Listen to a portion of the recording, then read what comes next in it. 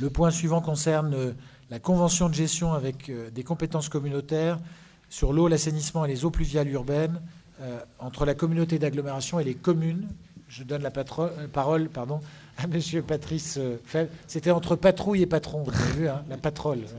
À M. Patrice Febvre, vice-président délégué à l'environnement et à l'énergie. Merci, Président. Vous savez que on va parler donc bien sûr pour être sur le terrain et respecter l'idée générale qui est bien continuité du service à nos habitants. C'est bien la ligne de conduite que nous avons voulu respecter. Ce n'était pas évident du tout dans le cadre de la loi NOTRe. Ça a été aménagé il n'y a pas très très longtemps. C'est le secrétaire d'État, Le Cornu, qui a beaucoup œuvré sur ce sujet-là. Donc d'arriver à des organisations passerelles de support et d'efficacité locale. C'est bien là le sujet. Alors effectivement, quand on va chercher ces notions d'efficacité locale, on va trouver plein de variantes. Elles ont été vues, abordées, voire un VTM.com qui a été diffusé. Il y a quand même eu beaucoup de communication sur le sujet tout de même.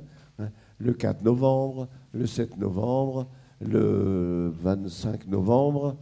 Donc il y a quand même eu beaucoup d'informations. Les documents sont arrivés dans les mairies. Vous avez pu échanger, les élus ont pu échanger avec les secrétaires. On a encore des questions qui remontent. Nous avons eu un travail complexe et lourd à gérer avec nos deux organisations de tutelle, bien sûr, les services de l'État, la DDFiP et les techniciens de la préfecture. Donc ça n'a pas toujours été simple, même pour eux, il faut dire ce qui est, parce qu'ils n'ont pas toujours les bonnes réponses ou la question peut-être pas toujours bien posée, on va encore ajouter ça, mais avec des variantes.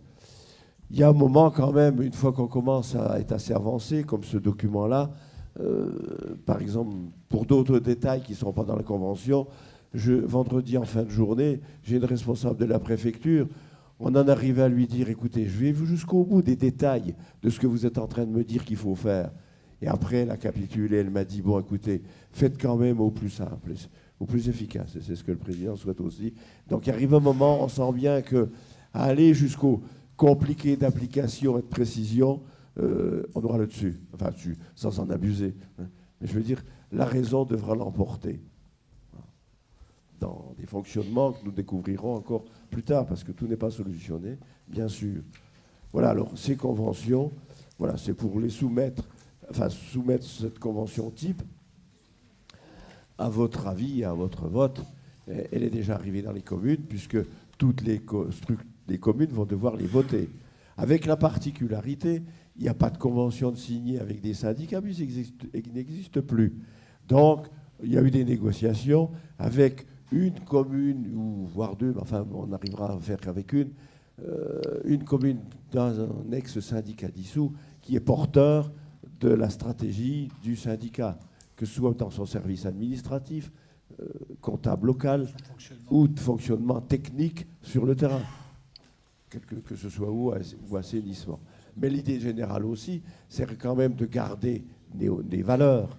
On sait très bien que un technicien élu souvent, qui est sur un service d'eau d'assainissement, pour former quelqu'un à sa place, il faut peut-être 1 an, 6 mois. Voilà. Vous avez connu dans certains cas ce genre de situation lorsqu'un fontainier, président, on va dire, il n'était plus élu. Il avait terminé son CDD, volontairement ou involontairement. Et pour finir, on se trouvait avec des situations quand même complexes. Donc là, on a au moins un recours énorme, parce que la com d'Aglo est quand même bien là en chapeau, hein, mais le chapeau ne couvrira pas vraiment toute ombre. Bien, merci Patrice. Y a-t-il des demandes de prise de parole sur ce sujet? Il n'y en a pas. Oui, Vincent. Pardon?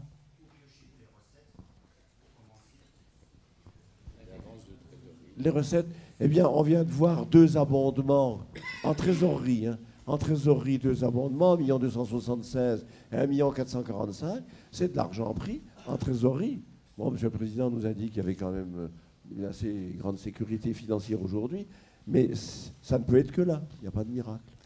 Et puis, dans la manière dont les services fonctionnaient eux-mêmes, puisque, évidemment, le prix à venir, je sais bien que le prix, c'est toujours le grand sujet, même si, encore une fois, qu'on réfléchisse aussi à ce que nos habitants, comme le disait un collègue maire il n'y a pas très longtemps, payent par exemple pour l'usage de leur téléphone portable, et rapportons ça à ce qu'ils payent pour un produit aussi nécessaire que l'eau, par exemple.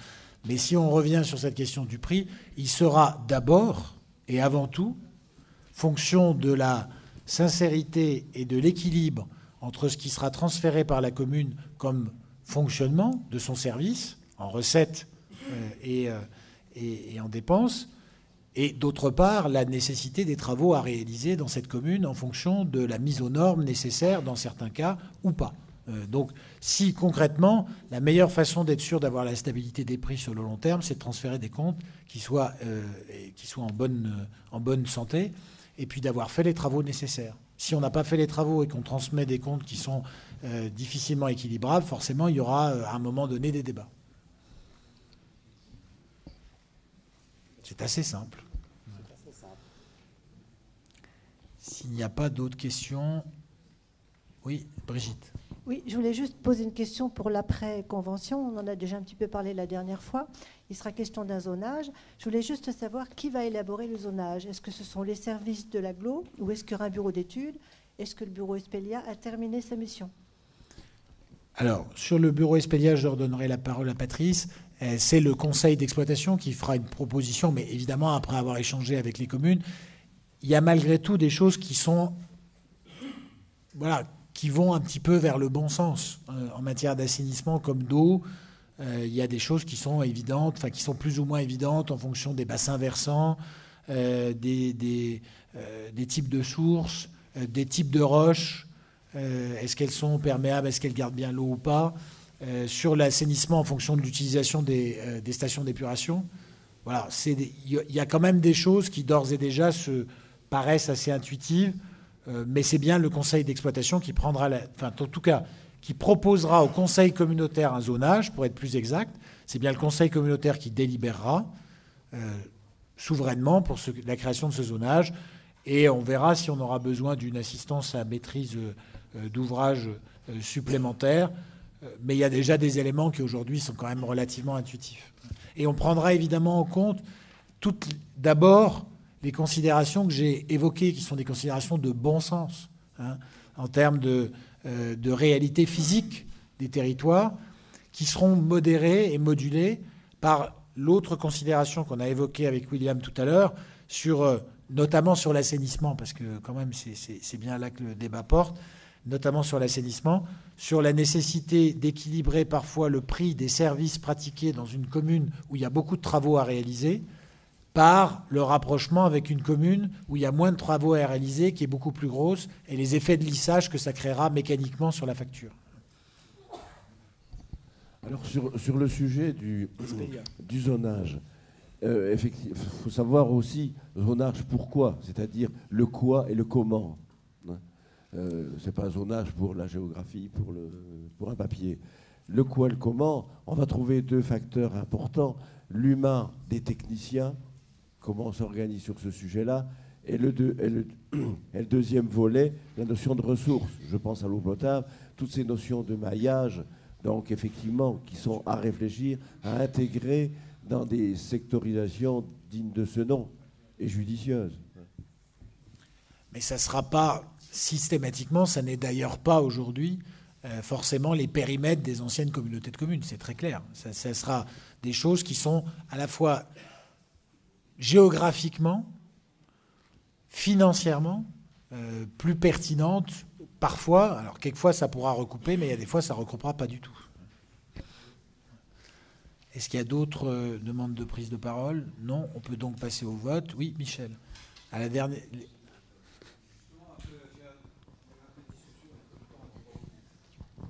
Oui, je suis un peu peut-être fatigué aussi.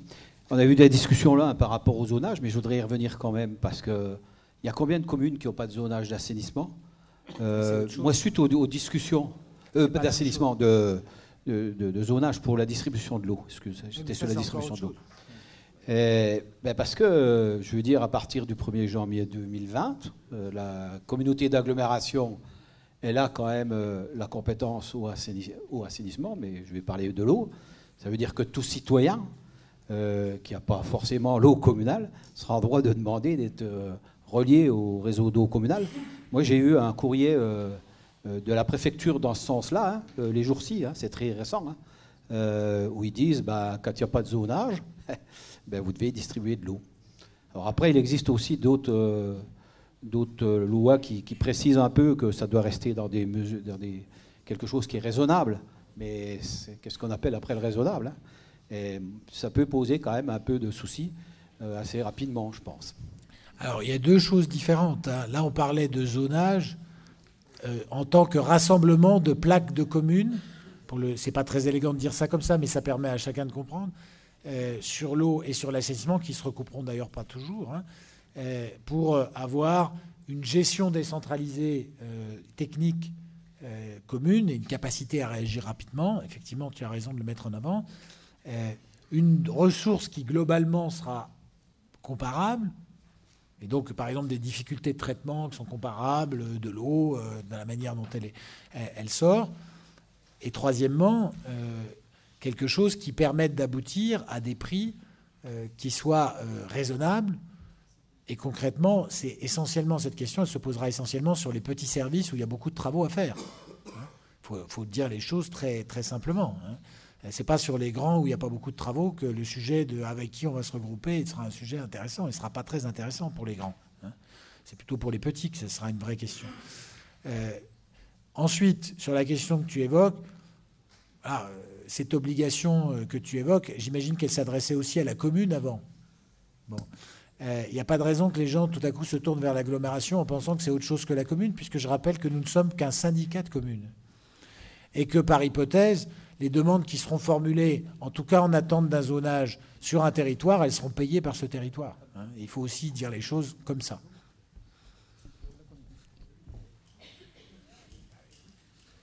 Bon. Eh bien, si on n'a plus de questions, on peut passer au vote. Qui est contre ? Qui s'abstient ? Voilà, il y a une abstention. C'est donc adopté à l'unanimité. Merci beaucoup.